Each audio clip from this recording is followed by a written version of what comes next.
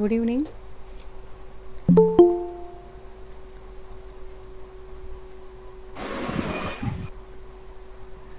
Good evening. Good evening, ma'am. Good evening, Pa. Ma'am, good evening, madam. Good evening. Good evening, ma'am. Good evening, Pa.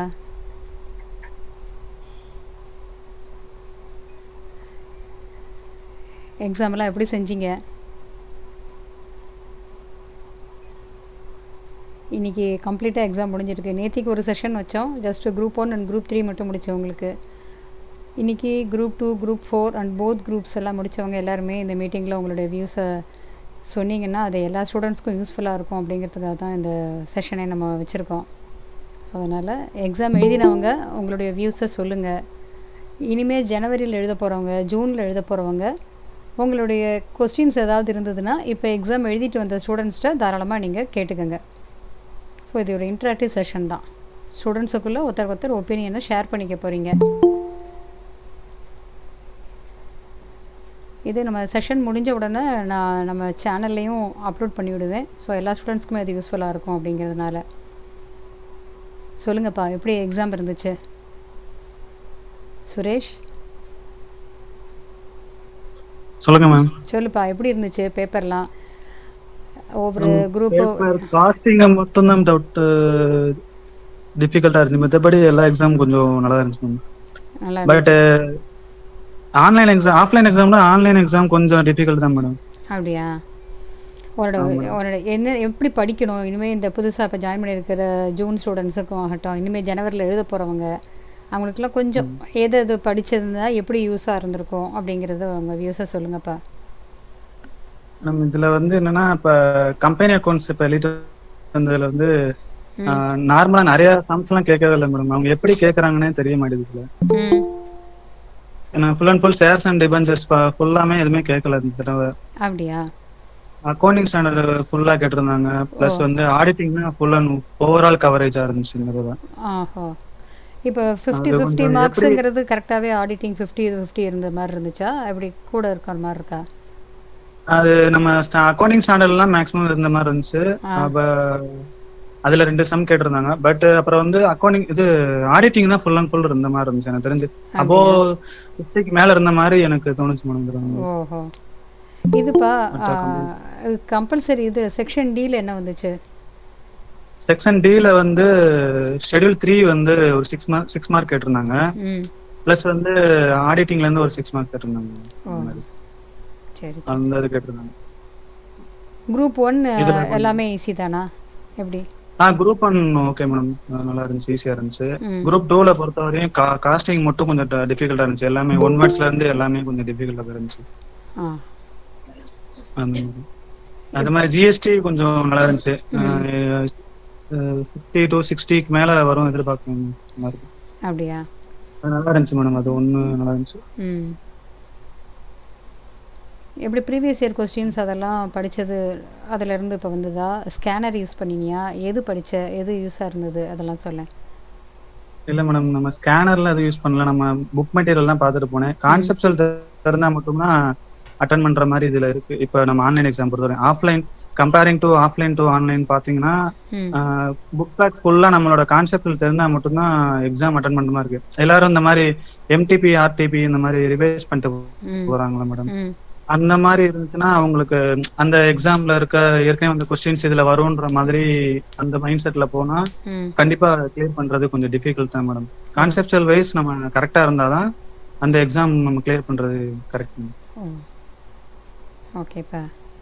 வேற section slam எப்படி fill பண்ணின? Time பத்திச்சா எல்லாம் எழுதுறதுக்கு? Time பொறுத்தவரையும் second group costing கொஞ்சம் time பத்தல. First அப்புறம் வந்து அக்கௌண்ட்ஸுக்கும் கொஞ்சம் டைம் பத்தல மேடம். இன்னொன்னு என்னன்னா பேப்பர் வேல்யூஷன் பண்றாங்களா எனக்கு தெரியல. அந்த ரஃப் ஷீட், ஏன்னா அது ரஃப் ஷீட் அந்த மாதிரி கொடுக்குறாங்களா, அதுல வந்து வேல்யூஷன் பண்ணுவாங்கன்ற மாதிரி தெரியல. ஏன்னா அவங்க பாக்ஸ்ல ஃபில் பண்றது வந்து ஒரு சர்டைன் வேர்ட்ஸ்க்கு அப்புறம் அடிக்கிறதுக்கு வர மாட்டேது. அதுல வந்து அப்படியா அந்த மாதிரி லிமிட்டேஷன் வச்சிருக்காங்க உள்ள வந்து பாக்ஸ்லயா? ஆமா மேடம். எண்டு வர மாட்டேது. பட் அப்புறம் வந்து ஸ்பேஸ் தட்டினா என்ற வர மாட்டேது. அந்த மாதிரி நிறைய டிஃபிகல்ட்ஸி இருக்கு அதுல வந்து. இப்போ இப்போ ஒர்க்கிங் நோட்ஸு ரஃப் ஷீட்டில் எழுதணும் ரைட்டு. சில கொஸ்டின்ஸுக்கு அக்கௌண்ட்ஸில் சொன்னாங்க ஒரே ஒரு கொஸ்டினுக்கு மட்டும் ஆன்சர் அதில் டைப் பண்ணுறதா பர்டிகுலராக கேட்டிருந்தாங்கன்னு. ஆமா மேடம், அதுல ஒண்ணு என்னன்னா நம்ம ஜேர்னல் என்ட்ரிஸ் ஃபுல்லா வந்து டைப் பண்ற மாதிரியே சொல்லியிருந்தாங்க. அது வந்து ஒரே ஒரு ஸ்பேஸ் மட்டும் தான் அலோட் பண்ணுது. அந்த இதில் எப்படி நம்ம ஜேர்னல் என்ட்ரிஸ் அது அது அந்த அந்த ஃபார்மேட்ல போடுறோம்னு அது எப்படி பாசிபிள்னு தெரியல அதுல வந்து. ஆனா அந்த மாதிரி நாங்க டைப் பண்ணி ஒரு கரெக்டா அந்த ஃபார்மேட் இருக்கிற மாதிரியே இல்லை அது வந்து. ஆஹா. இப்போ ஆன்சர் ஒரு பேராகிராஃபை டைப் பண்ணோம், தியரி கொஸ்டின் டைப் பண்ணோம்னா நடுவில் ஏதோ மாற்றுறதுனா கொஞ்சம் கஷ்டமாக இருக்குங்கிற மாதிரி சில ஸ்டூடெண்ட்ஸ் சொன்னாங்க. எப்படி? மேடம், அது என்னன்னா இப்ப எல்லாத்தையும் டைப் பண்ணி போடுறதுக்காண்டி காப்பி பண்ணி பேஸ்ட் பண்ணலாம் பார்த்தா அதுவும் ஆப்ஷன் இல்லை வந்து. ஆஹா. அந்த மாதிரி இருந்துச்சு. இப்போ நீங்கள் கொஸ்டின் செக்ஷன் சி எல்லாம் கரெக்டாக செலெக்ஷன் பண்ணினியா? ஏதாவது ஒன்று தப்பாக எடுத்துட்டு திருப்பியும் மாற்றுற மாதிரி ஏதாவது சுச்சுவேஷன் இருந்ததா? இல்லை, அந்த மாதிரி எதுவும் ஆப்ஷன் இது பண்ணல மேடம். நீங்கள் லாஸ்ட் டைம் ஒரு வீடியோ போட்டிருந்தீங்க, அந்த வீடியோ செக் பண்ணதுல வந்து அதே மாதிரி தான் நம்மளுக்கு. அதாவது இப்ப 4 கொஸ்டின் அட்டன் பண்ணி முடிச்சிட்டேன்னா இன்னொரு கொஸ்டின் 5வது கொஸ்டின் ஈஸியா இருக்கு, ஒரு கொஸ்டின் டவுட்டா இருக்க மாதிரி இருந்துச்சுன்னா ரீசெட் பண்ற மாதிரி ஆப்ஷன் இருக்கு. அந்த ஆப்ஷன் நீங்க கிளிக் அடுத்த 5வது கொஸ்டின் நீங்க கிளிக் பண்ணீங்கன்னா ஆட்டோமேட்டிக்கா உங்களுக்கு ஒரு எஸ்ஆர் நோ கொஸ்டின் கேட்கும். அந்த மாதிரி அது கூட எஸ் கொடுத்தா மட்டும்தான் உங்களுக்கு அந்த இது ரீசெட் ஆயிரும். நீங்க ஆல்ரெடி பண்ண இது வந்து. இதெல்லாமே நம்ம அப்படியே ஆல்ரெடி மார்க் டெஸ்ட் போர்ட்டல்ல பார்த்த மாதிரியே தான் இருக்கு. இல்ல சேஞ்சஸ் எதுவும் இல்ல? எதுவும் சேஞ்சஸ் எதுவும் இல்ல, அதேதான் அப்படியே தான் கொண்டு. இது எல்லாமே அப்படியே ஒரு அப்படியே எல்லாமே கம்ப்ளீட்டா போட்டுறோம். சரி சரி. ஆமா, அது கரெக்ட்டா இருந்துச்சு. ஆனா இப்போ நம்ம மார்க் டெஸ்ட் போர்ட்டல்ல டைப் பண்ணும்போது ஆன்சரை நடுவுல போய் மாத்துறதுன்னா மாத்த முடியுதே, ஆனா அங்க எக்ஸாம்ல வரலன்னு சொல்றீங்க.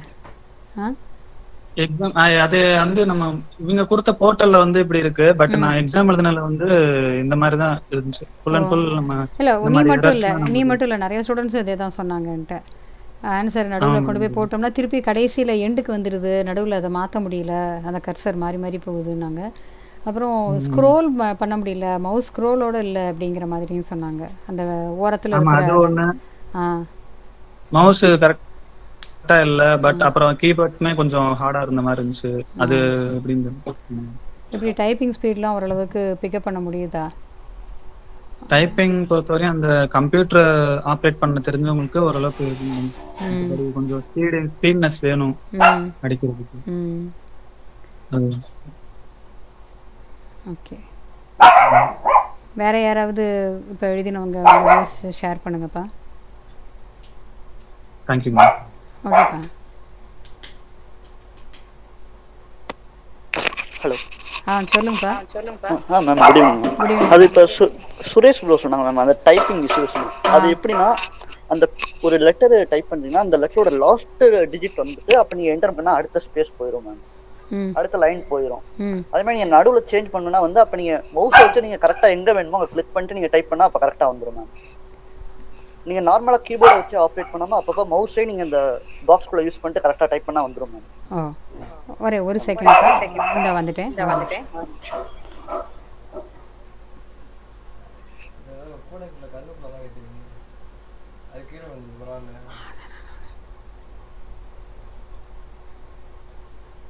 சொல்லுங்கப்பா.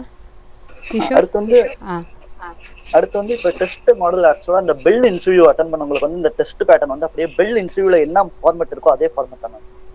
இவங்க ஆக்சுவலா பெல் இன்டர்வியூ இருக்கு ma'am, Bharat heavy electronics limited. அந்த கம்பெனிக்கு எப்படி இன்டர்வியூ பேட்டர்னோ அதே பேட்டர்ன் தான் மேம், சேம். இப்ப யாருக்கும் நெக்ஸ்ட் டைம் அவங்க இன்கேஸ் சிஎம்ஏ ஃபர்ஸ்ட் டைம் போறாங்கன்னா ஜஸ்ட் பெல் இன்டர்வியூ ஒரு வாட்டி அவங்களுக்கும் இதே பேட்டர்ன் தான். அப்படியே பேட்டர்னா क्वेश्चन பேப்பர் பேட்டர்னா எப்படி சொல்றீங்க? क्वेश्चन பேட்டர்ன் இல்ல, அந்த எக்ஸாம் ஆன்லைன் எக்ஸாம் எப்படி இருக்குன்னு தெரியலங்கறாங்க மேம். இந்த எப்படி சூஸ் பண்றது, இந்த ஃபர்ஸ்ட் டைம் நாங்க ஆன்லைன்ல எழுதுறோம் எப்படி இருக்குன்னு தெரியாதுங்கறவங்களுக்கு ஜஸ்ட் அந்த பெல் ஆன்லைன் இன்டர்வியூ போய் ஒரு ட்ரை பண்ணிட்டு வரலாம் மேம்.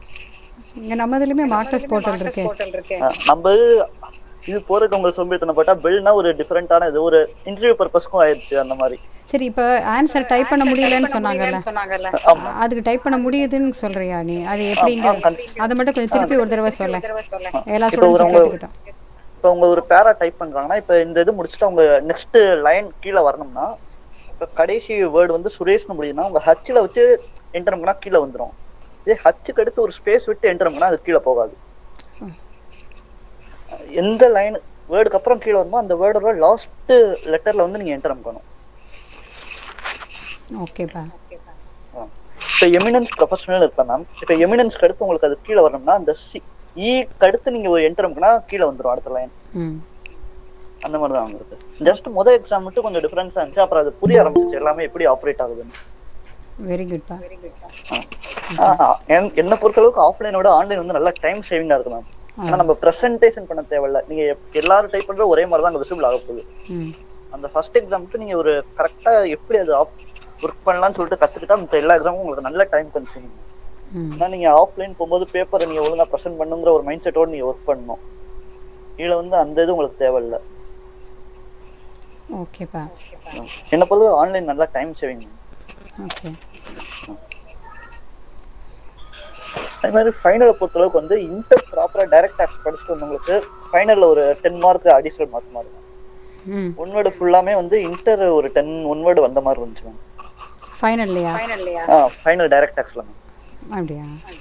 10 மார்க் அப்படியே கிரேஸ் மார்க் மாதிரி மேம். ஓகே. நீ ஃபைனல் எழுதினீங்களா? ஆமா, குரூப் 3 எழுதுங்க. Very good.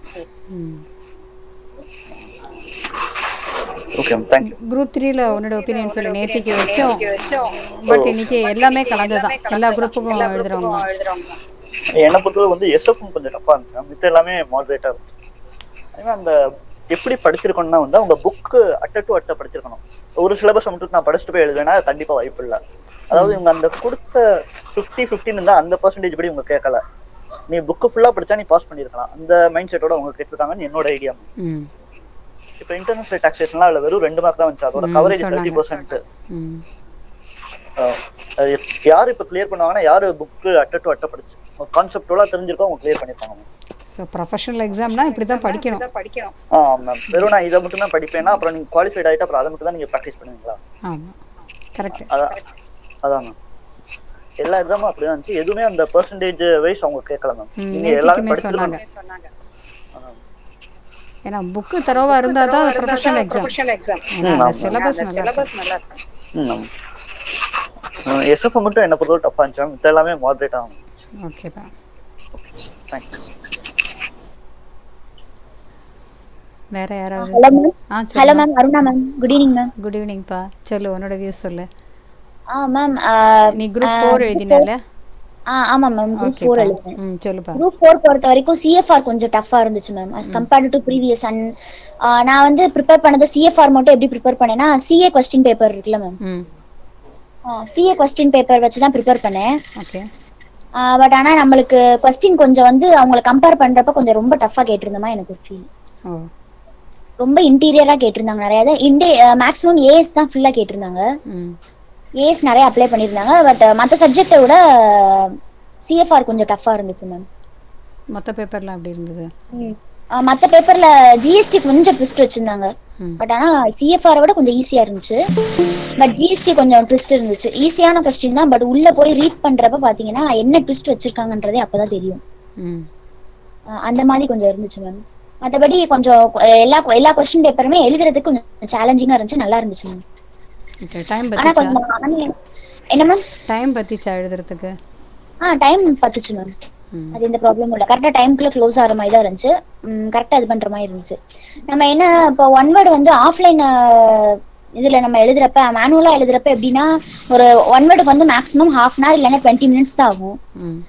பட் ஆன்லைனில் பார்த்தீங்கன்னா ஆன்லைன் எக்ஸாம்ன்றனால கொஞ்சம் கொஸ்டின்ஸ் ஒன் வேர்ட் ஃபுல்லாக கொஞ்சம் இன்டீரியராக கேட்டிருந்தாங்க.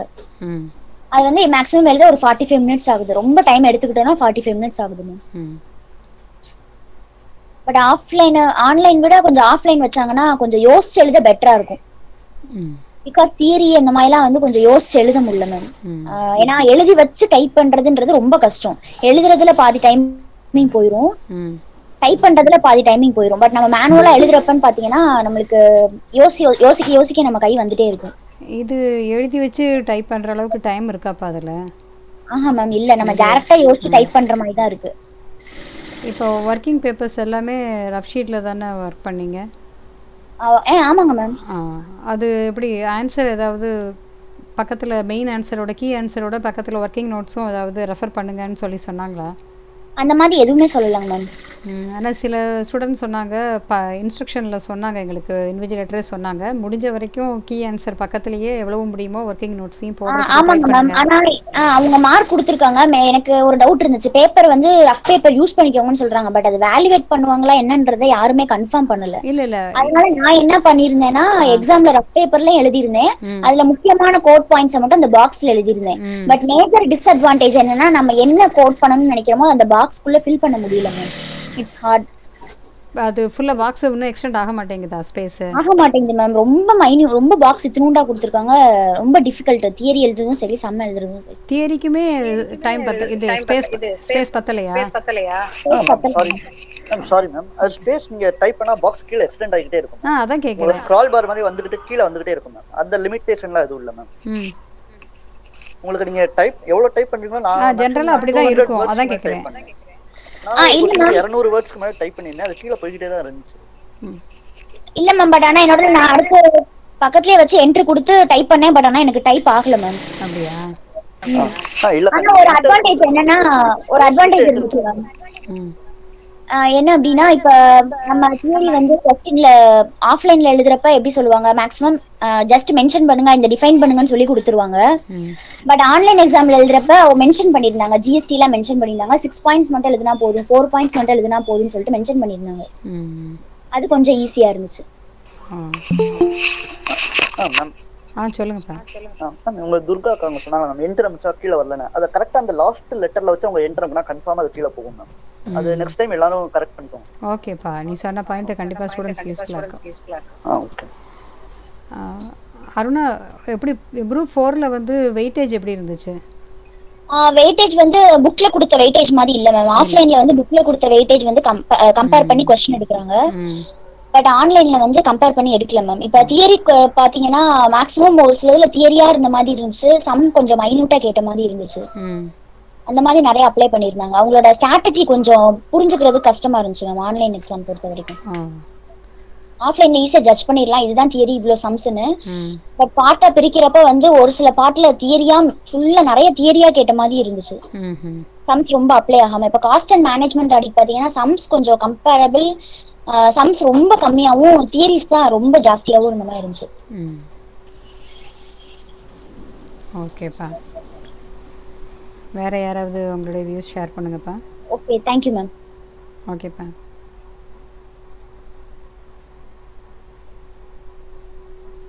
வேற இன்டர் ஆர் ஃபைனல் ஸ்டூடெண்ட்ஸ் இப்போ எக்ஸாம் எழுதினவங்க உங்க வியூஸை சொல்லுங்க.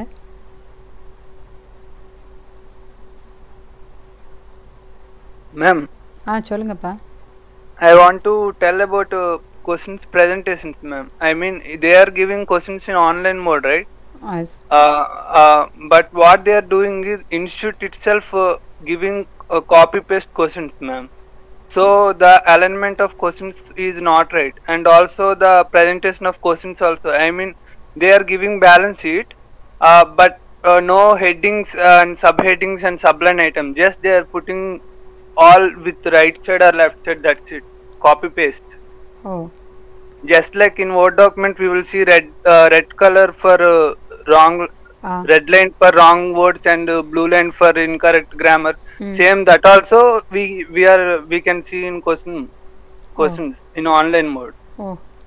I even lost 6 marks just because of in ratio analysis. I know all the formulas and also questions. I know that question very well also. Okay. But just because of interpretation, I mean, they give total debts. It's a heading. Okay. And current liabilities is a subline item. But in formula I applied total debts. In front of total debts I put the value. But what I found is current liabilities. Just because the interpretation of heading and subline item, I lose all the questions and sub question. I mean, sequence of the answer I miss just because of the first sequence. Oh. And 6 marks I just lost. And they are not even giving weightage for step marks for formulas also. Oh. So financial management is all about formulas only and costing also, but they are not even giving marks for that. They are only giving for key values. It's not that good. But the sub questions itself having the step marks. Sub questions are arranged in such a way that no step mark is missed out. Yeah, they are making that good. Okay, but what about financial management and cost accounting? I mean, they are. If we know formula, they need to at least give 1 mark, right? I mean, basis start from formula only. But even it if is we not make yet mistakes, cleared that the rough sheets you are using for your workings, whether it is considered for marks or not, it is not yet clear.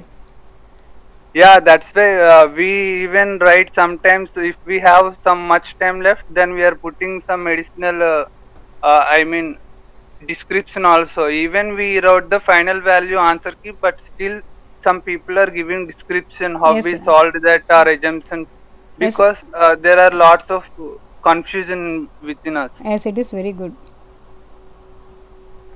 so that you can you would not lose any mark. Yeah, but questions interpretation will definitely will bring confusion to us, ma'am, because they are just copy pasting questions. There no alignment, no structure of question. You are And talking, you are inter. CA inter, CMA inter. Okay. And one more thing is, Yes.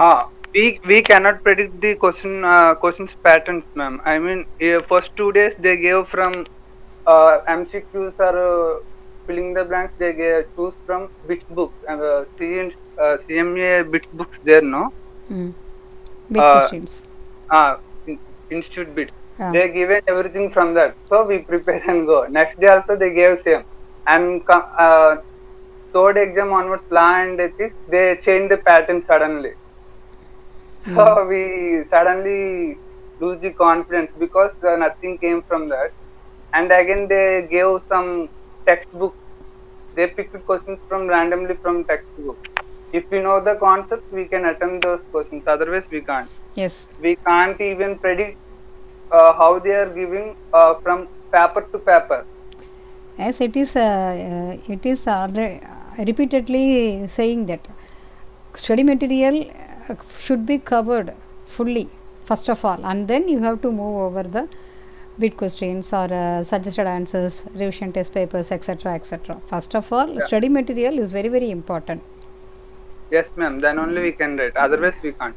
And they are just window dressing the questions, ma'am. I mean, only we need to solve just one simple question, but question they are giving is full window dressing. I mean, they are keeping so lengthy.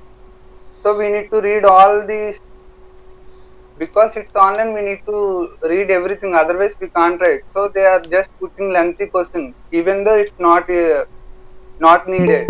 So we are losing so much time. Even it's simple to answer in a question. Because you have to be ready to face any type of question, because it is a professional exam.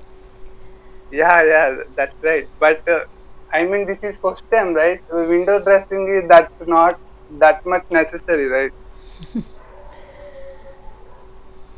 Okay. And ma'am, hello. Okay. Thanks, ma'am. Okay, pa. Ma'am, in question Durga, because I'm group 4 CMA final. Okay. அவங்க கிட்ட ஒரு question இருக்கு, because அவங்க எழுதியிருக்கேன் நிறைய explain பண்ணாங்க. Group 4ல whether it is CFR, IDT, CMA audit, SPM எதுவாக இருந்தாலும் தியரி எந்த அளவுக்கு வெயிட்டேஜ் கொடுக்காம, பிகாஸ் நான் வந்து கொஞ்சம் தியரி டிபெண்ட்டாக இருக்கேன் இப்போ, பிகாஸ் சம்ஸ் போகிறத விட I have typing skills. So theory கொஞ்சம் நான் கான்சன்ட்ரேட் பண்ணுறேன். அவங்களோட அந்த வியூஸ் என்னன்னு சொன்னாங்கன்னா நான் அதுக்கேற்ற மாதிரி அடாப்ட் பண்ணிப்பேன். அருணா சொல்லுங்க. சொல்லுப்பா, அவங்க கேட்குறாங்க பாரு. சிஎஃப்ஆர் பொறுத்த வரைக்கும் மேக்ஸிமம் சம்ஸ் நீங்க அடாப்ட் பண்றது தான் பெஸ்ட் சார். ஓகே, அப்படியே அந்த 4 சப்ஜெக்ட்ஸ் சொன்னா நல்லா இருக்கும். Okay sir. சிஎஃப்ஆர் பொறுத்த வரைக்கும் சம்ஸ் அடாப்ட் பண்ணீங்கன்னா கொஞ்சம் பெஸ்டா இருக்கும், பிகாஸ் தியரி வந்து சிஎஃப்ஆர்ல கான்சென்ட்ரேட் பண்ண மாட்டேன்றாங்க எக்ஸெப்ட் ஒன் வேர்ட். அந்த ஒரு 4 क्वेश्चंस நம்ம போடுறோம் எழுதுற மாதிரி இருக்குமே, அது கூடவா? அது ஓகே சார், அது பெஸ்ட். பட் ஆனா என்னன்னா நீங்க ஒவ்வொரு சப்ஜெக்ட் போய் உள்ள பாக்குறீங்கல்ல சார், அதுல மேஜரா வந்து சிஎஃப்ஆர் பொறுத்த வரைக்கும் தியரியும் மேக்ஸிமம் கேக்குறது அக்கவுண்டிங் ஸ்டாண்டர்ட்ல இருந்தா தியரி கேக்குறாங்க. If you understand accounting standards well, respective accounting standardன்ற மாதிரியா? அந்த மாதிரி தான் சார். மேபி டிஸ்க்ளோசர் கேட்கலாம், அந்த மாதிரி கேட்குறாங்க. தென் இது கன்சாலிடேட்டட் பேலன்ஸ் ஷீட்ல இருந்து கொஸ்டின்ஸ் கேட்குறாங்க. ஓகே. தியரி கேக்குறாங்க. அண்ட் கவர்மெண்ட் அக்கவுண்டிங் சொல்லிட்டு லாஸ்டா ஒரு சாப்டர் இருக்கு, 8th சாப்டர். ஆமா ஆமா ஆமா. அதுல இருந்து மேஜர் क्वेश्चंस கவர் ஆகுது. ஓகே. அது கொஞ்சம் அது படிச்சீங்கன்னா கொஞ்சம் ஒரு 8 மார்க்ஸ் கிட்ட வரைக்கும் நீங்க தியரி அட்டெண்ட் பண்ணலாம் கவர்மெண்ட் அக்கவுண்டிங் இந்த சப்ஜெக்ட் அந்த சாப்டர் பொறுத்த வரைக்கும். Okay okay. அப்புறம் இந்த லாஸ்ட் 4ல வந்து இந்த லாஸ்ட் 4 நம்ம எழுதணும் இல்லையா, அதுல வந்து இந்த அக்கவுண்டிங் ஸ்டாண்டர்ட்லாம் வரல. பிகாஸ் ஃபுல்லா எல்லாமே XBRL கவர்மெண்ட் அக்கவுண்டிங், அப்புறம் நம்மளுக்கு ரிப்போர்ட்டிங் இந்த சஸ்டைனபிள் ரிப்போர்ட்டிங் ட்ரிபிள் பாட்டம் அந்த மாதிரி தான் கவர் ஆகுதா? அந்த மாதிரி கவர் ஆகுது. பட் மேஜர் என்னன்னா கவர்மெண்ட் அக்கவுண்டிங்ல இருந்து மேக்ஸிமம் 8 மார்க்ஸ்க்கு தியரி கண்டிப்பா வந்துருது. இனி வரைக்கும் நம்மளுக்கு இருந்த क्वेश्चंसல எல்லாத்துலயுமே வந்து கவர்மெண்ட் அக்கவுண்டிங்ல இருந்து क्वेश्चन இல்லாம இருந்ததே இல்ல. சோ தரவா நீங்க கவர் பண்ணிட்டீங்கன்னா 1 வேர்ட் பிளஸ் இந்த ஒரு தியரி சேர்த்து மேக்ஸிமம் நீங்க 10 மார்க்ஸ் கிட்ட ஸ்கோர் பண்ணிடலாம் ஈஸியா. Okay okay okay. Okay. But வந்து இப்போ நம்ம செக்ஷன் சி பண்ணனும்னா இப்போ ஃபுல் அக்கவுண்டிங் ஸ்டாண்டர்ட் ஓரளவுக்கு ஒரு 70% தரவா வந்தா we can attend கரெக்ட்டா? 70 to 60% ரொம்ப ஃப்ரீக்வென்ட்டா கேக்குற क्वेश्चंस தான் ஓரளவுக்கு அக்கவுண்டிங் ஸ்டாண்டர்ட்ல கேக்குறாங்க. மேஜரா சம் இருக்குது வந்து 10 to 15 குள்ள தான் இருக்கும். சோ அது நீங்க கவர் பண்ணிட்டீங்கனாலே மார்க் வாங்கிடலாம். கொஞ்சம் சஜஸ்டட் ஆன்சர்ல இருந்து அக்கவுண்டிங் ஸ்டாண்டர்ட் கொஞ்சம் ரிப்பீட் ஆகுதுன்னு கேள்விப்பட்டேன் செக்ஷன் சி ல. அது உண்மையா? ஆமா ஆமா sir. Okay okay okay fine. Then next subject போக முடியுமா அப்படியே? Cost and management audit. GST போடுங்க.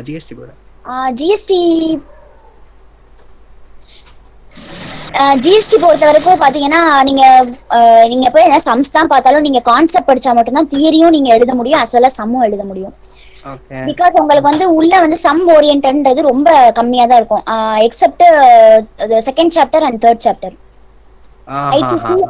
ITC and levy and collections அது ரெண்டுல தான் கொஞ்சம் பிராக்டிகல் சம்ஸ் நிறைய இருக்கும். மத்தபடி நீங்க வந்து கான்செப்ட் தெரியல அப்படின்னா you are not able to answer for sum as well as a theory. Okay. அது பட் சம்ஸ் ரொம்ப எலாபரேட்டா இருக்கா இல்ல நார்மலா இருக்கா? கொஞ்சம் செக்ஷன் சி ல கொஞ்சம் எலாபரேட்டா தான் கேக்குறாங்க, கொஞ்சம் இன்டீரியரா தான் கேக்குறாங்க. ஓகே. இப்போ சும்மா எக்ஸாம்பிளுக்கு கேக்குறேன், ரொம்ப டைம் எடுத்துக்க வேணாம். இப்போ பிளேஸ் ஆஃப் சப்ளைன்னு கேட்டா ரொம்ப காம்ப்ளிகேட்டடா பெருசா வளவலான்னு இருக்கா ஆர் ஷார்ட்டா? Okay fine. கான்செப்சுவலா தெரிஞ்சா we can attend அப்படின்ற மாதிரி. கான்செப்சுவலா தெரிஞ்சா we can attend. பட் என்ன பண்றாங்கன்னா அந்த பிளேஸ் ஆஃப் சப்ளைன்றத நம்ம மென்ஷன் பண்ணிரலாம். பட் क्वेश्चन ஈஸியா இருந்தாலும் லைட்டா ஒரு ட்விஸ்ட், நம்ம இதுதான் பிளேஸ் ஆஃப் சப்ளைன்னு கன்ஃபார்ம் பண்றப்ப ஒரு பாயிண்ட் நமக்கு கிடைக்கும். சோ இது கூட இருக்கலாமோ அப்படின்னு ஒரு தாட் வரும். Okay fine fine fine. Okay. Next subject CMA audit போடுங்க. Cost and management audit majorly theory. But ஆனா நீங்க லாஸ்ட் இருக்கிற 12th சாப்டர் கேஸ் ஸ்டடி படிச்சீங்கன்னா you are able to score more than 50 marks in cost and management audit. அதாவது case ஸ்டடினா அந்த waste multiplier அந்த மாதிரி இருக்கு. அது நீங்க தரவா பாத்தீங்கன்னா you are financial accounts versus cost accounting அந்த மாதிரி சொல்றீங்களா? அந்த சம்ஸ்லாம் utility consumption profitability. நான் எல்லாமே ஸ்டடி மேட்ல இருந்து வந்ததுன்னு கேள்விப்பட்டேன். நம்பர்ஸ் மட்டும் கொஞ்சம் ட்விஸ்ட் பண்ணிட்டு ஃபுல்லா ஸ்டடி மேட்னு கேள்விப்பட்டேன். கான்செப்ட் ஸ்டடி மேட்ல இருந்து வந்துச்சு, பட் கொஞ்சம் நம்பர்ஸ் மட்டும் சேஞ்ச் பண்ணிருந்தாங்க. Okay okay okay. தென் ஒரு எதிர்பார்த்த ஒரு விஷயம் வரல. என்ன அப்படின்னா எப்பவுமே வந்து சிஎம்ஏ क्वेश्चन பேப்பர்ல வேஸ்ட் மல்டிப்ளையர் क्वेश्चन கண்டிப்பா இருக்கும். இந்த தடவை வந்து அந்த வேஸ்ட் மல்டிப்ளையர் क्वेश्चनே வரல. சோ கொஞ்சம் ஏமாற்றம் அது மட்டும். Okay okay okay. பட் நார்மலா இந்த ஃபர்ஸ்ட் because அது வந்து டைம் கன்சியூமிங் क्वेश्चन, டைம் வந்து ரொம்ப கன்சியூம் ஆகும். So time saving question as well as scoring question. But ஆனா அது வரல. இப்போ வரும். ஆமா. இது முன்னாடி வந்த சாப்டர்ஸ்ல அந்த அனாலிசிஸ் ஆடிட் அதெல்லாம் ரொம்ப கேட்கலையோ? இன்டர்னல் ஆடிட்ல ரொம்ப கேட்கலையோ? கேட்டாங்களா? கேட்டாங்களே. இன்டர்னல் ஆடிட் ஒன் வேர்ட்ஸ் நிறைய கேட்டிருந்தாங்க. நம்ம அத வச்சு தான் ஆன்சரே எழுதுற மாதிரி இருந்துச்சு. ஒன் வேர்ட்ல டீப்பா ரீட் பண்ணோம்னா கண்டிப்பா தெரியும். கொஞ்சம் ட்விஸ்ட் இருந்துச்சு ஒன் வேர்ட்ல. ஸ்டாண்டர்ட்ஸ் ரொம்ப டச் பண்ணல. கரெக்ட்டா? ஸ்டாண்டர்ட்ஸ் ரொம்ப டச் பண்ணல. பட் ஆனா வந்து இன்டர்னல் ஆடிட், இன்டர்னல் செக் அதெல்லாம் ரொம்ப டச் பண்ணிருந்தாங்க. Okay okay okay. சோ அந்த தியரி பார்த்தனாலும் we will score marks. அப்புறம் மேஜர்லி பேசிஸ் ஆஃப் மேனேஜ்மென்ட் ஆடிட்னு சொல்லிட்டு ஒரு சாப்டர் இருக்கு, 9th சாப்டர். ரொம்ப முக்கியம். கரெக்ட். ரொம்ப இம்பார்ட்டன்ட். அந்த சாப்டரும் இன்டர்னல் ஆடிட் செக் கண்ட்ரோல்லாம் பார்த்தனாலே you will score more than 60 marks. Exemption வாங்கலாம். Okay okay okay. தென் அது ஃபைனலா முடிச்சிருவோம். நம்ம ரொம்ப எல்லாம் வெயிட் பண்றாங்க. அந்த இது எஸ்பிஎம் பிவிஎம் அது ரைட். பிவிஎம் பொறுத்த வரைக்கும் ஃபர்ஸ்ட் பிவிஎம் பாத்துருவோம். ஓகே. ஃபர்ஸ்ட் பிவிஎம் பொறுத்த வரைக்கும் பாத்தீங்கன்னா மர்ஜர் அண்ட் அக்விசிஷன் தரவா பாத்துறலாம். ஓகே. மர்ஜர் அண்ட் அக்விசிஷன் வந்து தரவா பாத்துருங்க. அதுக்கப்புறம் வேல்யூவேஷன் ஆஃப் அசெட்ஸ் அண்ட் லைபிலிட்டிஸ்ல ஒரு 2 மேஜர் மாடல்ல இருந்து எல்லா இயருமே கொஸ்டின் கேக்குறாங்க. ஓகே. எல்லா இயருமே மேக்ஸிமம் கொஸ்டின் கேக்குறாங்க. இந்த இன்வெஸ்ட்மெண்ட் வேல்யூவேஷன் ஆஃப் இன்வெஸ்ட்மெண்ட்டும் வேல்யூவேஷன் ஆஃப் இதுல வந்து அசெட்ஸ்ல வந்து என்னன்னா இது கேட்டிருந்தாங்க, குட்வில் வந்து ரொம்ப அடிக்கடி ஃப்ரீக்வெண்டா கேக்குறாங்க. ஓகே. இந்த 2. அதுக்கப்புறம் பாத்தீங்கன்னா வேல்யூவேஷன் மாடல்ஸ்ல क्वेश्चंस கொஞ்சம் ரேரா தான் வருது. இது அப்போ வேல்யூவேஷன் ஷேர்ஸ் வரலையா? பிகாஸ் அது ரொம்ப ரொம்ப ரொம்ப பெரிய சம்மா வருமே, வரலையா? அது இந்த தடவை கேட்கல, பட் ஆனா அது கொஞ்சம் ரேரா தான் கேக்குறாங்க. நான் கம்பேர் பண்ணி பிகாஸ் அது ரொம்ப டைம், நம்மளுக்கு மினிமம் 30 minutes to 40 minutes ஆகும் அது வந்தா. அது ஒரு क्वेश्चनக்கே அவ்வளவு நேரம் ஆகும். ஆமா, வரலையா அது? இல்ல இன்னைக்கு வரல. இன்னைக்கு ஃபியூச்சர் மெயின்டெய்னபிள் ப்ராஃபிட் தான் கேட்டிருந்தாங்க. அது easy. Okay okay okay okay. அது கொஞ்சம் ஈஸியா இருந்துச்சு கால்குலேட் பண்றதுக்கு. Okay. But mergers and acquisitions தான் மினிமம் 25 to 30 கேட்பான். இந்த வாட்டி எப்படி தெரியல நீங்க சொல்லுங்க. mergers and acquisitions வந்து क्वेश्चन வந்திருந்துச்சு, பட் என்னன்னா லக்கிலி வந்து புக் क्वेश्चन வந்திருந்துச்சு. இல்லஸ்ட்ரேஷன் 7 கேட்டிருந்தாங்க. ஓஹோ சூப்பர். 7th இல்லஸ்ட்ரேஷன் அப்படியே மாறாம கேட்டிருந்தாங்க, பட் ஒரு ட்விஸ்ட் வச்சிருந்தாங்க. என்னன்னா அதுல PE ரேஷியோ மட்டும் பாக்ஸை தூக்கி விட்டுட்டு அதுக்கு முன்னாடி இருக்கிற வரைக்கும் கேட்டிருந்தாங்க. so we have to calculate PE ratio as well as the earning per share. Okay. Okay. மத்தபடி BVM ல தியரி வரலையோ? BVM ல தியரி ரேர் தான் சார். தியரி ரொம்ப கேட்கல. மை காட், நல்ல வேளை. நெக்ஸ்ட் வந்து ஸ்ட்ராட்டஜிக் பெர்ஃபார்மன்ஸ். சொல்லுங்க. மேஜர் ஸ்ட்ராட்டஜிக் பெர்ஃபார்மன்ஸ்ல எப்பவுமே என்ன ஒரு எக்ஸ்பெக்டேஷன் இருந்துச்சுன்னா எக்கனாமிக் ஆஃப் a firmல வந்து சம் கண்டிப்பா இருக்கும். ஆமா. பட் ஆனா இந்த தடவை என்ன பண்ணிட்டாங்கன்னா அதை ஒரே ஒரு 1 வேர்ட்ல மட்டும் கேட்டுட்டு லீவ் பண்ணிட்டாங்க. அதுல இருந்து சம்மே வரல. Okay okay. அதுக்கு பதிலா தியரியில இருந்து கேட்டாங்க. எப்பவுமே அது சம் தான் வரும், பட் ஆனா என்ன பண்ணிட்டாங்கன்னா இந்த தடவை வந்து தியரியில இருந்து கேட்டுட்டாங்க. அது தியரி பாயிண்ட் ஆஃப் வியூல கேட்டுட்டாங்க கொஞ்சம், ஒரு क्वेश्चन மட்டும். ஓகே. இப்போ இந்த இதெல்லாம் கார்ப்பரேட் ரிஸ்க் இதெல்லாம் ஒண்ணுமே கிடைக்கலையா தியரி? கார்ப்பரேட் ரிஸ்க்ல இருந்தெல்லாம் வந்திருந்துச்சு சார். தியரி வந்து ரிஸ்க் எல்லாம் டெப்தா கேட்பாங்க. ரிஸ்க் மேனேஜ்மென்ட்ல இருந்து மேஜர் क्वेश्चंस வந்திருந்துச்சு as compared to first and second chapter of strategic performance. 4th chapterல இருந்து எப்பவுமே நிறைய கேக்குறாங்க. சோ இத ரெண்டையும் நம்ம கவர் பண்ணிட்டோம்னா easy to get more marks. But second chapter கேக்கல. இந்த BSc balance score card benchmark எல்லாம் கேக்கலையா? as comparing to 4th chapter, second chapter weightage is less. Okay. First chapter வந்து காஸ்ட் இது கஸ்டமர் ரிலேஷன்ஷிப் மேனேஜ்மென்ட் கேட்டிருந்தாங்க sir. அது ஒரு question மட்டும் தான் வந்திருந்துச்சு. Okay fine. எவ்ரிதிங் அப்போ CFR தவிர மத்ததெல்லாம் ஓகே, இட்ஸ் நார்மல் இல்லையா? அதாவது 3 பேப்பருமே வந்து நல்லா படிச்சோம்னா எக்ஸம்ஷன் வாங்கலாம். இந்த சாப்டர்ஸ் கவர் பண்ணாலே you are eligible to score exemption. Okay. Okay fine. thank you so much. ரொம்ப டைம் எடுத்து பட் சூப்பரா எக்ஸ்பிளைன் பண்ணீங்க. thank you so much. thank you for the host. thank you sir. thank you. வேற யாராவது உங்க view share பண்ணுங்கப்பா. Inter student, final student யாரா இருந்தாலும் சரி. Good evening, madam. Good evening. First of all, I congratulate for conducting this kind of feedback. Thank you. நான் நேற்றுக்கு பார்க்கும்போது நீங்க ஃபீட்பேக் கலெக்ட் பண்ணிருக்கீங்க. இந்த மாதிரி யூடியூப் சேனல்ல யாருமே இந்த மாதிரி ஸ்டூடெண்ட்ஸோட ஃபீட்பேக் கலெக்ட் பண்றது நான் பார்த்தது இல்லை தெரியும்.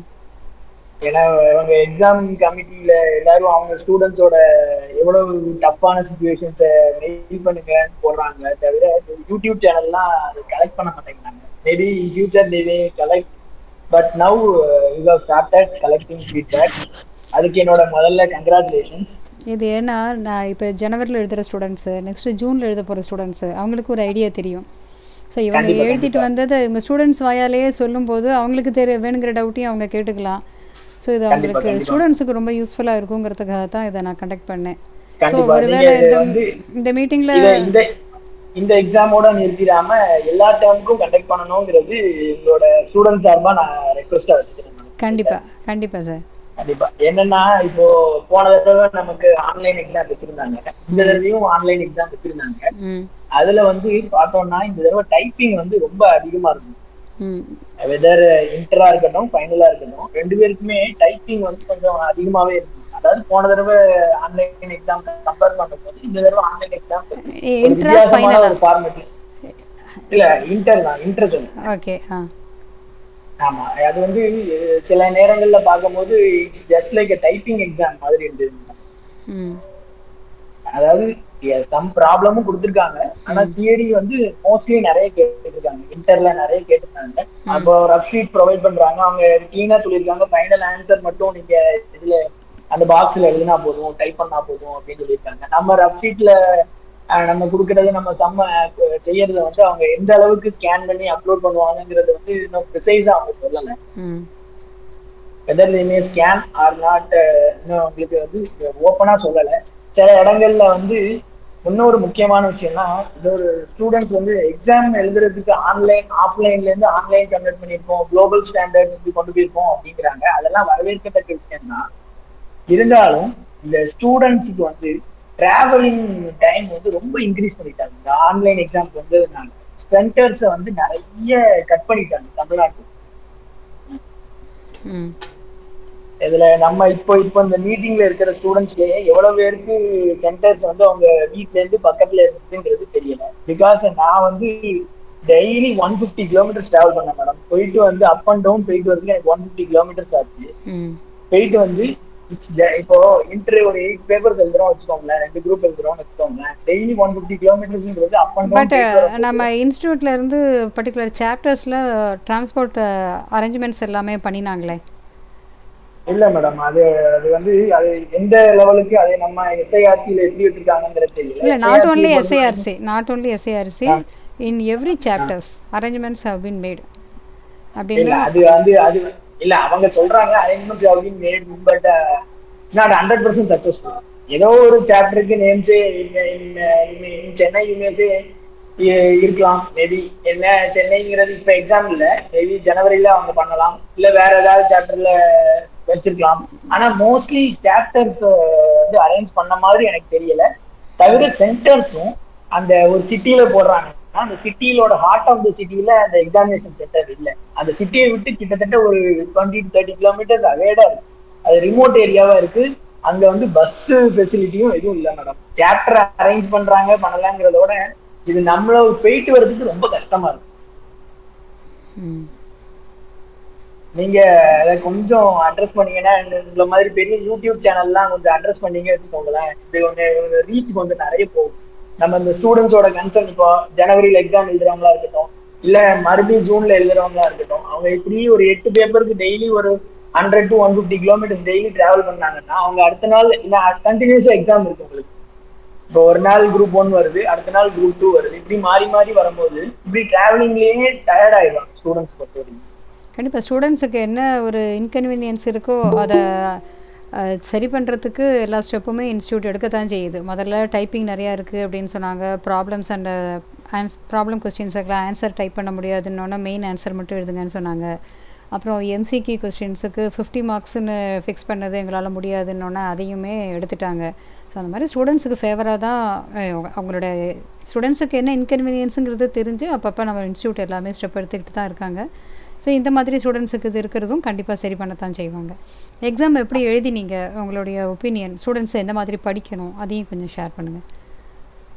ஸ்டூடெண்ட்ஸ் வந்து பேட்டர்ன் வந்து கொஞ்சம் டிஃபரெண்டாக இருந்துச்சு. போன தடவை ஆன்லைன் எக்ஸாமை பொறுத்த வரைக்கும் நம்ம அவங்க சிலபஸ்ல புக்ல சொன்ன சிலபஸ்ல கொஞ்சம் ரிலேட்டடா இருந்த மாதிரி இருந்தது. இந்த தடவை பொறுத்த வரைக்கும் வெயிட்டேஜ்ங்கிறது வந்து எந்த லெவலுக்கு கவர் ஆயிருக்குங்கிறது நம்மளால ஒரு அன்சர்டனிட்டிலேயே இருக்கு இந்த எக்ஸாம் வந்து. ஏன்னா அவங்க திடீர்னு இப்போ டிசம்பருக்கு சொன்னாங்க எக்ஸாம் வரும் அப்படின்னாங்க, அப்புறம் சிஎஸ்ஓட ஸ்லாட் புக் பண்ணிருக்காங்க, அதனால ஜனவரியில வருவாங்க அப்படின்னாங்க. அப்புறம் திடீர்னு டிசம்பர்ல பாதி ஸ்டூடெண்ட்ஸ்க்கு வச்சுட்டாங்க, மீதி ஸ்டூடெண்ட்ஸ்க்கு ஜனவரியில வைக்க போறாங்க. ஸோ அதை பொறுத்த வரைக்கும் இன்னும் கொஞ்சம் கிளாரிட்டி வேணும். பேட்டர்னை பொறுத்த வரைக்கும் அவங்க புக்ல இருக்கிற பேட்டர்ன் மாதிரி வெயிட்டேஜ் வந்த மாதிரி வந்திருக்கு, ஆனா இன்னும் கொஞ்சம் வரலையோங்கிறது கொஞ்சம் சந்தேகமா இருக்குங்க.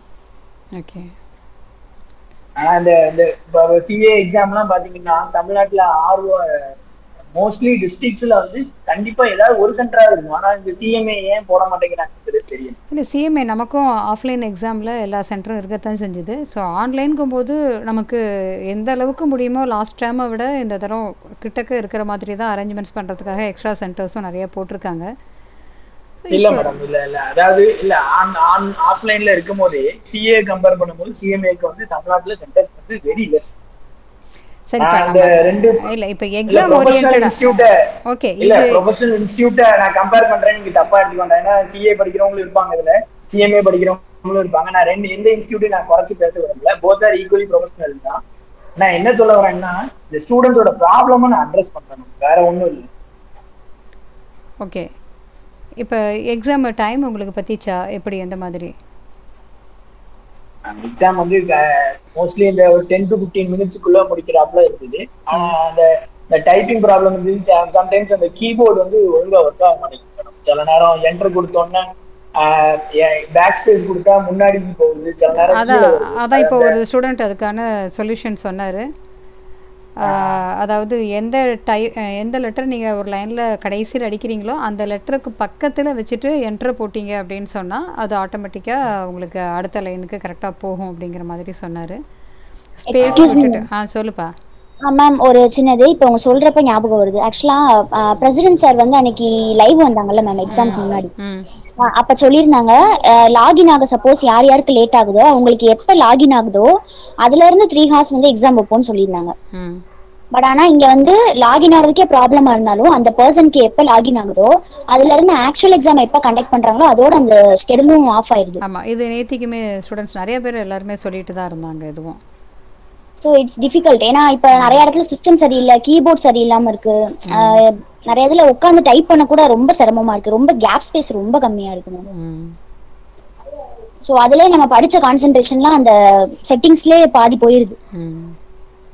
So it's difficult. Thank you ma'am. ஓகேப்பா. மேடம் அவங்க சொன்ன மாதிரி இப்போ 2 நாளா இன்டர் எக்ஸாம் நடந்துட்டு இருக்கும் போது 2 பேருக்கு கம்ப்யூட்டர் பாதிலே ஷட் டவுன் ஆயிடுச்சு. அது என்ன நெட்வொர்க் ப்ராப்ளமா இல்ல அவங்கள்ட்ட பவர் கன்சம்ஷன் ப்ராப்ளமா என்ன தெரியல. எனக்கோ they have arranged another PC, that's not an issue. But அவங்க சொன்ன மாதிரி இந்த டைம் வந்து ஓடுது, நடுவில் அதை கட் பண்ணி இவங்க பாஸ் பண்ணி இந்த இது வர மாட்டேங்குது. இப்போ ஒரு 10 minutes ஆகுது வச்சுக்கோங்களேன், அடுத்த பிசிக்கு போய் உட்கார்றதுக்கு 10 minutes உங்களுக்கு வேஸ்ட் ஆயிருக்குல்ல. அதை கொஞ்சம் சரி பண்ணணும். இன்னும் சென்டர்ஸ் வந்து ஆல்மோஸ்ட் இன் எவ்ரி டிஸ்ட்ரிக்ட், அதாவது டிஸ்ட்ரிக்ட்ல எல்லா இடத்துலயும் போடலைட்டாலும் ஒரு டிஸ்ட்ரிக்ட் ஹெட் குவார்டர்ஸ்லயாவது போடுறது வந்து நல்லது. ஏன்னா ஸ்டூடெண்ட்ஸ் டிராவல் பண்ணாங்கன்னா அவங்க இன்டரா இருக்கிறதாலும் சரி, ஃபவுண்டேஷனா இருந்தாலும் சரி, இல்ல ஃபைனலா இருந்தாலும் சரி, யாருனாலும் ஏன்னா எல்லாருக்கும் கார் இருக்கும், பைக் இருக்கும், அஃபோர்டபுளா இருப்பாங்கன்னு சொல்ல முடியாதுல்ல. But compared to previous exam இப்போ இருக்கிறதுல சென்டர் கொஞ்சம் கூட போட்டிருக்காங்க. எனக்கு தெரிஞ்சு எனக்கு எல்லா சென்டரும் எனக்கு சரியா தெரியல, பட் ஓரளவுக்கு சென்டர் வந்து கூடுதலாக தான் போட்டிருக்காங்க மேடம். ஆனா but the centre is very far away remote location. அந்த பஸ் ஃபெசிலிட்டியா இருக்கட்டும், ஒரு கார் இருந்தா தான் போயிட்டு வர முடியுங்கிற ஒரு நிர்பந்தத்துக்கு ஸ்டூடெண்ட்ஸ் ஆர் புஷ். ஏன்னா பஸ் ஃபெசிலிட்டிலாம் இல்லை. அன்னைக்கு யாரோ குரூப்ல எல்லாம் போட்டிருந்தாங்க, சேலத்துல ஒரு மாதிரி இருக்கு அப்படின்னு சொல்லிட்டு போட்டிருந்தாங்க. சேலமா இருக்கட்டும், இல்ல வேற சதர்ன் டிஸ்ட்ரிக்ட்ஸ் ஆஃப் தமிழ்நாடா இருக்கட்டும், இல்ல இந்த நியரர் டு சென்னையா இருக்கட்டும், in some areas there are certain problems. அது கண்டிப்பா இன்ஸ்டியூட் வந்து கண்டிப்பா டியூ கோர்ஸ் ஆஃப் டைம் ஜனவரியா இருக்கட்டும் இல்ல ஜூனா இருக்கட்டும் சென்டர் போட்டிருக்காங்க. போட்ட சென்டர் வந்து ஹார்ட் ஆஃப் தி சிட்டில போட்டாங்கன்னா எல்லாருக்கும் கன்வீனியன்டா இருக்கும். ஏன்னா இப்போ ஒரு பஸ் ஸ்டாண்ட் பக்கத்துலயோ இல்ல ஒரு ரயில்வே ஸ்டேஷன் பக்கத்துலயோ இருந்தா கண்டிப்பா ஈஸியா டிராவல், வேற டிஸ்ட்ரிக்ட்ல இருந்து வந்தாலும் சரி இல்ல எப்படியும் போனது டிராவல் பண்றதுக்கு அவங்க ஈஸியா டைம் சேவ் ஆகும். வேற ஓகே, வேற யாராவது உங்க வியூ ஷேர் பண்ணுங்கப்பா. Thank you for giving me opportunity. Okay ma'am. சொல்லுங்கப்பா. Even the online examination centers also, they don't know the guidelines, ma'am. On the first day they stopped us to carry our calculators also. They told us to leave everything, not even water bottle also they haven't allowed us. In which center?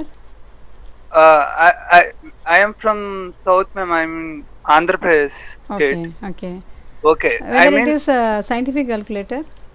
No. Normal basic M plus M minus calculator only. But institute have not passed the guidelines to the examination center. But it is itself in our instruction also. Yeah, they even institute told us to carry our student ID card, but they even rejected that also. They only asking us Aadhaar ID only. If we do not carry, they are asking us to fill form and then only go inside. Otherwise, they are not allowing us.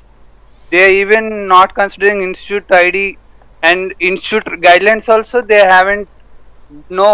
It is on the first day or for all the days of exam? First day. On first day. So from next day you are allowed to take your calculator. On that also we are allowed to take calculator, but it takes lots of time to discuss. I mean, 30 minutes is like that. They the management talk to someone inside, and then they allowed us. Okay, you can carry, but except don't carry scientific. But I am telling, institute haven't passed instructions to examination center. No, it is institute will send the instructions for all the centers simultaneously. Particularly then why may they be some stop miscommunication. Yeah, I mean they carrying, no one ever used. I mean never used. I mean those keyboards also. We are the first one using those keyboards. I mean everyone use mouse only for multiple choice question or that like only will be online. We are using first time. We are writing theory in keyboard, so we can't press even keyboard also. I mean. Buttons, they are not working properly. If we go on flow, we can't type also. Even the good student who types well, they can't type because the keyboard buttons are not working. They are like rusted keyboards. Okay. Will you did you inform the invigilator about the keyboard is not working? No, they are telling number lock is locked. Okay, you need to use the alphabet above. There are numbers, right? We need to use that numbers only. Oh, number locks are. They locked the number lock. Oh, sorry to interrupt, sir. Number lock is locked only for 0. Other numbers you are able to type. Yeah. Sometimes, but only 0 is not working in numbers typing. Yeah, but we always use the 0 also, right? I mean, we will miss the figures if we don't know. We should be conscious about while using 0, you should use the upper 0 button. We will miss the flow if we use above and the number lock keyboard. Maybe yeah. We should be conscious. Yeah, that's right. Okay, ma'am. Okay. Ma'am இன்னும் ஒரே ஒரு இது மட்டும் சொல்லிடுறேன். Already பேசிட்டேன். இப்ப ஜனவரி exam போறவங்க வந்து இந்த செக்ஷன் டி, அதாவது அந்த 12 மார்க் கம்பல்சரி கொஸ்டின் வந்து அந்த கொஸ்டினை வந்து ஒன் டைம் மட்டும் தான் ரீட் பண்ற மாதிரி வச்சுக்கணும் மேம். ஏன்னா எல்லா கொஸ்டினுக்கும் அந்த சேம் கொஸ்டின் தான் இருக்க போது, கீழே உள்ள மேஜர் கொஸ்டின் தான் மாறப்போகுது. அந்த கொஸ்டினை ஒன்ஸ் வாசிச்சுட்டு உங்களுக்கு வேணுங்கிற டேட்டாவை மட்டும் நீங்க எழுதி வச்சுக்கிட்டு அதை வச்சு ஒர்க் பண்ணிடலாம். ஏன்னா கொஸ்டின் ரொம்ப லென்த்தி ஆகனா ஓயாம போய் வாசிக்க முடியாது. ஒன்ஸ் ஒரு வாட்டி அந்த கொஸ்டினை வாசிச்சுட்டு வேணுங்கிற டேட்டா மட்டும் உங்களுக்கு சைட்ல ஒரு ரஃப் மார்க் மாதிரி டக்குன்னு எழுதிட்டு அதை வச்சு ஒர்க் பண்ண ஆரம்பிக்கலாம். கொஸ்டின் ரொம்ப லாங்கா இருக்கப்போ ஓயாம வாசிச்சுக்கிட்டே இருக்க முடியாது, மேல போய் நம்மளுக்கு அது ஃப்ளோ பாதிக்கும். குட் சஜஷன் பா. ஒன்ஸ் செக்ஷன் டி இல்ல எப்போ உங்களுக்கு கொஸ்டின் பெருசா இருக்கோ, உங்களுக்கு ஒர்க்கிங் சீட் இருக்கு, அதுல அங்க நீங்க எங்க வேணாலும் யூஸ் பண்ணிக்கலாம் ஒர்க்கிங் சீட்டை. கொஸ்டினை ஒன்ஸ் வாசிச்சுட்டு உங்களுக்கு வேணுங்கிற டேட்டாவை ப்ராப்பரா எழுதிட்டே போகணும். அதே மாதிரி இந்த வாட்டி இன்கம் டேக்ஸ்ல வந்து அந்த கொஸ்டின் உள்ள டேட் வந்து ரொம்ப க்ரூசியல் மேம். ஏன்னா மேல உள்ள டேட்டால வந்து எது கரண்ட், அதாவது கொஸ்டின்ல கேட்ட இயருக்கு ரெலவென்ட் டேட்டா எதுங்கிற பாக்குறதே அங்க ஒரு டிஃபரெண்டா இருந்துச்சு. அந்த இயர் அவங்க லைட்டா மாத்தி அந்த டேட்டா நம்மளுக்கு தேவையில்லை, பட் அதை வச்சு நம்ம ஒர்க் போற மாதிரி ஒர்க் பண்ணிட்டு இருக்கோம். அதாவது டேட்டை கரெக்டா பார்த்துட்டு இயரை பார்க்காம இருந்தா. அசஸ்மெண்ட் இயர் 21, 22 கொஸ்டின் கேட்டிருக்காங்க, ஆனா கொடுத்த டேட்டா வந்து 1920 இருந்துச்சு. நம்மளுக்கு அது தேவையில்லை. நம்ம அந்த போற ஸ்பீட்ல வந்து மந்த்தையும் டேவையும் பார்த்துட்டு இயரை பார்க்காம மிஸ் பண்ணிட்டோம்னா சம்மந்தம் இல்லாம அதுக்கு நம்ம டைமை வேஸ்ட் பண்ணிட்டு இருக்கோம். பட் ப்ரொஃபஷனல் எக்ஸாம்னா நீங்க ரொம்ப ப்ரிகாஷனா இருக்கணும். இந்த அளவுக்கு ஒரு சுதாரிப்பு இருக்கான்னு பாப்பாங்கல்ல. கரெக்டா அதை வாசிச்சு பண்ணவங்களுக்கு அது கரெக்டா டைமை கன்சியூம் பண்ணிருப்பாங்க. தேவையில்லாம அதை ஒர்க் பண்ணிட்டு அப்புறம் கடைசி தேவையில்லாம ஒர்க் பண்ண மாதிரி ஆயிடும். இல்ல அந்த அளவுக்கு ஒரு காஷியஸா தான் இருக்கணும். ப்ரொஃபஷனல் எக்ஸாம்னா இப்படிதான் இருக்கணும். ரெண்டு ஒரு 12 மார்க்கும் அப்படிதான் இருந்துச்சு, இன்னொரு 6 மார்க்ல அந்த மாதிரி டேட்டை வச்சு கொஞ்சம் நல்லா டிஃபரெண்டா இருந்துச்சு. யாரு கரெக்டா வாசிச்சாங்களோ அவங்க கரெக்டா பண்ணிருப்பாங்க. இல்லாதவங்களுக்கு அவங்க லாஸ்ட் டைம் வந்து லாஸ்ட் மினிட்ல வந்து டைம் இல்லாத மாதிரி அவங்க ஃபீல் பண்ணிருப்பாங்க. அதாவது அது தேவையில்லாம அவங்க ஒர்க் பண்ணனால வந்து கடைசி அவங்க தேவையான டைம் கிடைச்சிருக்காது. இப்போ எப்படிப்பா இந்த பேலன்ஸ் ஷீட் அதெல்லாம் அலைன்மெண்ட் இல்ல அப்படின்னு யாரோ சொன்னாங்க. இல்ல ஃபைனல்ல அந்த மாதிரி எதுவும் இல்ல மேம், கரெக்டா தான் இருந்தது. ஓகே. இன்டர்ல எப்படி இருந்துச்சு? இன்டர்ல இங்க சுரேஷ் நீங்களா எப்படிப்பா இருந்தது? Suresh hello ma'am. இது பேலன்ஸ் ஷீட் அதெல்லாம் நேராக அலைன்மெண்ட்டாக இல்லை அப்படிங்கிற மாதிரி ஒரு ஸ்டூடெண்ட் சொன்னாங்க. ஆமா மேடம், அது நான் இப்ப கம்பெனி அக்கௌண்ட்ஸ்ல அந்த மாதிரி தான் கொடுத்துருந்தாங்க. ஷெட்யூல் 3ல கொடுத்துருந்தாங்க மேடம். அதுலயுமே அந்த மாதிரி தான் இருந்துச்சு. அந்த அலைன்மெண்ட்ஸ் கரெக்டா இல்லை நம்மளுக்கு. ஏதாவது 1-2 பேப்பர்ல மட்டுமா?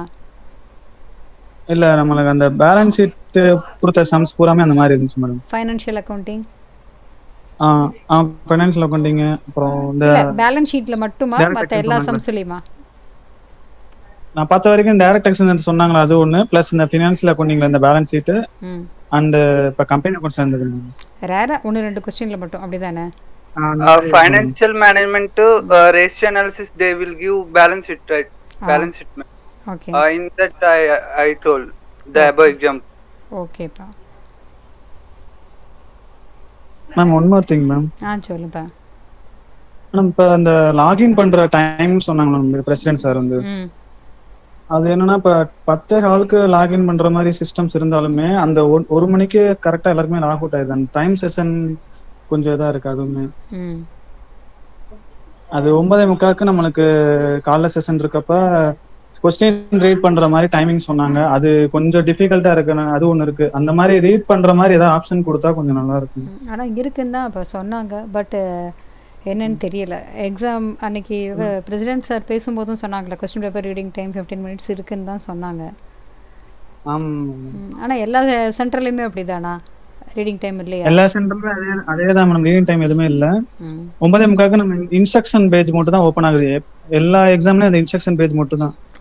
10 o'clock கூட நமக்கு எக்ஸாமே ஸ்டார்ட் ஆகுது. அப்பதான் நம்ம கொஸ்டினே வியூ பண்ற மாதிரி இருக்கு. இன்கேஸ் அந்த சிஸ்டம் அவங்களுக்கு அலாட் பண்ண முடியல, ஏதாவது எரர் இருந்துச்சுன்னா, கொஞ்சம் டைம் டிலே ஆச்சுன்னா அந்த டிலேவும் கண்டினியூ ஆகுன்ற மாதிரி சொல்லியிருந்தாங்க. பட் அந்த 1 o'clockலாம் கரெக்டா க்ளோஸ் ஆயிடுது செஷன். அது கொஞ்சம் இதா இருந்துச்சு. சிஸ்டம் வெளியிருந்தாங்க ஒருத்தவங்க சொன்னாங்க அந்த மாதிரி 1 o'clock எனக்கு க்ளோஸ் ஆயிடுச்சு, 10:20 தான் எனக்கு லாகின் ஆன மாதிரி இருந்துச்சுன்ற மாதிரி. இந்த டிஃபிகல்ட்லாம் கொஞ்சம் சரி பண்ணா கொஞ்சம் அடுத்த எக்ஸாம் கொஞ்சம் நல்லா இருக்கும்.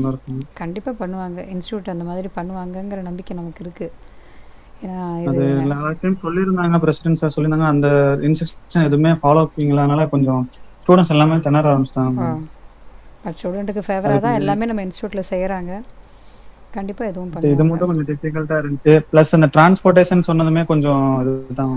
டிரான்ஸ்போர்ட்டேஷனோ சாப்டர்ல அரேஞ்ச்மெண்ட்ஸ் இருக்குன்னு சொல்லியும் பிரசிடென்ட் சொன்னாரு. அது அரேஞ்ச்மெண்ட் எதுவுமே பண்ணல மேம். அப்படியா? அந்த மாதிரி ஏதாவது பண்ணியிருந்தா நல்லா இருக்கும். பிளஸ் வந்து என்னன்னா டிஸ்டன்ஸ் அந்த டிரான்ஸ்போர்ட்டேஷன் அது அரேஞ்ச் பண்ணாம பிளஸ் டிஸ்டன்ஸ் ரொம்ப கம்மியா இருக்க இடத்துல போட்டா கொஞ்சம் ஸ்டூடெண்ட்ஸே ஃபாலோ பண்ணி போயிடுவாங்க. நீங்க டிரான்ஸ்போர்ட்டேஷன் அரேஞ்ச் பண்றத விட இது ஃபாலோ பண்ணா கொஞ்சம் கரெக்டா இருக்கும். இது கொஞ்சம் குட்டா இருக்கும். நான் இங்க இருந்து 15 கிலோமீட்டர்ஸ் போற மாதிரி இருக்கு. ரொம்ப டிஃபிகல்ட். நிறைய பேர் நம்மளுக்கு பரவாயில்ல 15 கிலோமீட்டர்ஸ், ஒரு சில சென்டர்ல ரொம்ப டிஸ்டன்ஸ் இருக்க மாதிரி இருக்கு. அந்த மாதிரி போடாம அவங்களோட அட்ரஸ் ஏரியா பொறுத்து நம்மளுக்கு அந்த எக்ஸாம் சென்டர் போட்டா கொஞ்சம் நல்லா இருக்கும். நான் லாஸ்ட் ஆன்லைன் எக்ஸாம்லாம் கொஞ்சம் ரொம்ப டிஸ்டன்ஸ் போட்டிருந்தாங்க. அதுல 4 இருக்கு. அந்த அளவுக்கு கொஞ்சம் பரவாயில்ல. இது ரொம்ப டிஸ்டன்ஸ். ஆனால் இந்த தடவை திண்டுக்கல் அதெல்லாமே எக்ஸ்ட்ரா சென்டர் போட்டிருக்காங்க. ஸ்டூடெண்ட்ஸுக்கு ஓரளவுக்கு ஃபேவராக இருக்கிற மாதிரி தான் பண்ணுறாங்க. ஓகே பார்ப்போம்.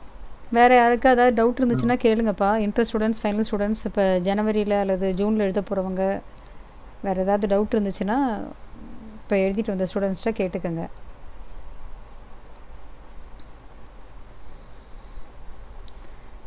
அவ்வளோதாண்ணா, செஷன் முடிச்சுக்கலாமா நம்ம?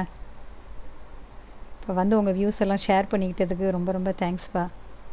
ஸோ இது மெயினாக நம்ம வச்சதுக்கு இந்த செஷன் வச்சதுக்கு காரணம், இப்போ இனிமேல் எழுத போகிற ஸ்டூடெண்ட்ஸ், ஜனவரி ஆகட்டும் ஜூன் ஆகட்டும், எழுத போகிற ஸ்டூடெண்ட்ஸுக்கு ஒரு ஐடியா கிடைக்கும். நீங்கள் தான் எழுதிட்டு வந்திருக்கீங்க, எப்படி எழுதணும், என்ன படிக்கணும். ஸோ அந்த உங்கள் எக்ஸ்பீரியன்ஸை ஷேர் பண்ணிக்கிட்டா ஸ்டூடெண்ட்ஸ்க்கு ரொம்ப யூஸ்ஃபுல்லாக இருக்குமே அப்படிங்கிறதுக்காக தான் அந்த செஷன் அரேஞ்ச் பண்ணினேன். So one thing is very clear ma'am. I mean if we pay attention in our classes, even if we don't study for exams, we can write ma'am, because they are picking concepts from middle of the textbook.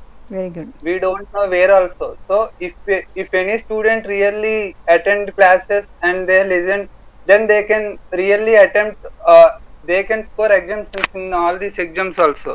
Sure. I mean even this 8 8 papers, right? Even FM, if it's become lengthy, but that also we can write exemption if we can score exemption if we pay classes attention. Okay. But it's very much hard to people on who read. I mean, just 1 month we read, right? Then it will be hard for us. It is not possible to write any professional exam by just studying in 1 month. That's important questions. It is not working here. You have to know you have to know the full concept. Then only you can clear the professional exam. That's why I mean those people who are writing in this Jan, if they have attended classes, they no need to worry. That I am telling, because institute given everything from material only and concept oriented only. So even if we don't read that one before exam, we can attempt that question because we will remember that one.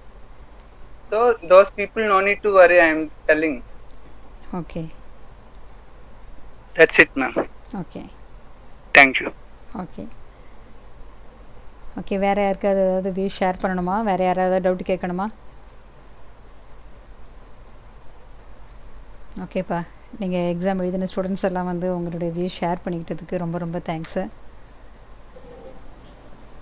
நீங்கள் எல்லோரும் exam clear பண்ணிவிட்டு அடுத்த லெவலுக்கு போகணும்னு சொல்லி நான் wish பண்ணுறேன் உங்கள் எல்லாரையும். தேங்க்யூப்பா. ப்ளஸ் மேம். ஓகேப்பா. ஆஃப்லைன் கிளாஸஸ் எங்கயாவது எடுக்கறீங்களா மேம்? Thank you madam. என்னப்பா? ஆஃப்லைன் கிளாஸஸ் நீங்க கண்டக்ட் பண்றீங்களா? இல்ல, ஆஃப்லைன் கிளாஸஸ் நான் இப்போ எடுக்கிறது இல்ல. ஒன்லி ஆன்லைன் தான். ஆன்லைன் தான். Only online classes. ஆன்லைன், அதுவும் லைவ் கிளாஸஸ் தான், ரெக்கார்டட் கிடையாது.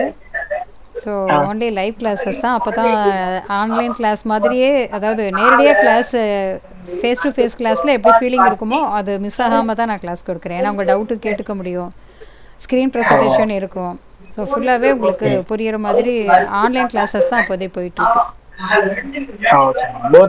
தமிழ் அண்ட் இங்கிலீஷ் ரெண்டுமே இல்லை தமிழ் மட்டும்? மேக்ஸிமம் ஸ்டூடெண்ட்ஸ் இப்போதைக்கு தமிழ் தான் வந்துகிட்டு இருக்காங்க. ஸோ நான் அதனால் இங்கிலீஷ் அண்ட் தமிழ் கலந்து தான் எடுக்கிறேன். முக்கால்வாசி தமிழ் ஸ்டூடெண்ட்ஸ்க்கு புரிகிற மாதிரி தான் எடுத்துக்கிட்டு இருக்கேன். எப்படினாலும் ஓகே தான். பட் இஃப் எனி பர்டிகுலராக ஒரு இங்கிலீஷ் மட்டும் தெரியிற ஸ்டூடெண்ட்ஸ் வந்தாங்கன்னா அவங்க தனியாக ஒரு குரூப்பாக கூட ஓப்பன் பண்ணலாம். அவங்க அந்த மாதிரி வந்தாங்கன்னா. இப்போதைக்கு மெஜாரிட்டி தமிழ் ஸ்டூடெண்ட்ஸ் தான் எல்லாருமே வந்துட்டு இருக்காங்க. ஆன்லைன் கிளாஸ்க்கு எவ்வளவு மேம் சார்ஜ் பண்றீங்க? நீங்க வாட்ஸ்அப்ல கேளுங்க என்னோட நம்பருக்கு. Okay ma'am. Okay. Thank you. Okay ma'am, online class எப்போ மேம் குரூப் 1க்கு ஸ்டார்ட் பண்ண போறீங்க மேம்? எல்லாமே வாட்ஸ்அப்ல கேளுங்கப்பா. அந்த டீடைல்ஸ் எல்லாம் நான் உங்களுக்கு அங்க சொல்றேன். வாட்ஸ்அப் நம்பர்ல என்னோட நம்பர் இருக்குல்ல, என்னோட நம்பர் தெரியும்ல, அந்த மேல எமினன்ஸ் ப்ரொஃபஷனல் 70 நம்பர் இருக்கும். அந்த நம்பர்ல கேளுங்க, அங்க டீடைல்ஸ் எல்லாமே சொல்லுவாங்க. Okay ma'am. Thank you ma'am. ஓகேப்பா, இந்த செஷன் முடிச்சுக்கலாமா? Okay ma'am. Thank you so much பா. Thank you ma'am. Thank you. Suresh, Kishore, Aruna, Sai Krishna, Srinivas, Gokula, எல்லாருக்கும் ரொம்ப thanks. Thank you ma'am. Thank you so much.